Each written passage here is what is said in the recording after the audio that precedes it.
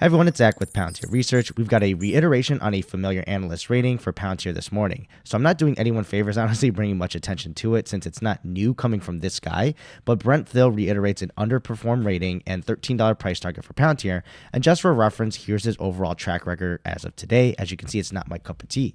So basically, he's saying it's richly valuated and says commercial has a high hurdle to overcome as growth would need to basically have huge quarter-over-quarter growth while dealing with tempered expectations for government growth, all with the price already embedded whatever upside expectations are from AIP, and then he just says he prefers other tech names. So for those who feel deja vu, yeah, this is basically what we've already covered with him.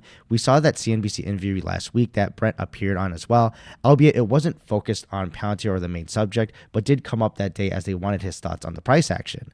And also he gave this same rating and price target from the first week of January. Now, typically I don't expect much changes or reiterations to analyst ratings and price targets unless something changes or they have something new to bring. Even with the bullish analysts, if they reiterate like Bank of America, it's because they're bringing up new information or taking something else into account. For Jeffries here, nothing has, and you could even say the same about the stock price throughout January. It's been a relatively narrow range, at least for Palantir's volatility. So I'm thinking it's just a way for him to stay relevant or talked about and maybe pull off an I told you so after earnings was released, but I'm just letting you know what's out there.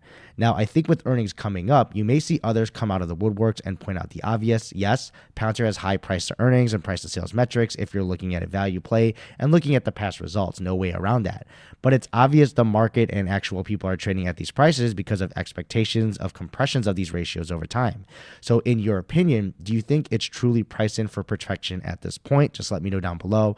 And there definitely are expectations of growth for sure, and Palantir does need to execute in order to justify the current market cap with the financials we know right now today.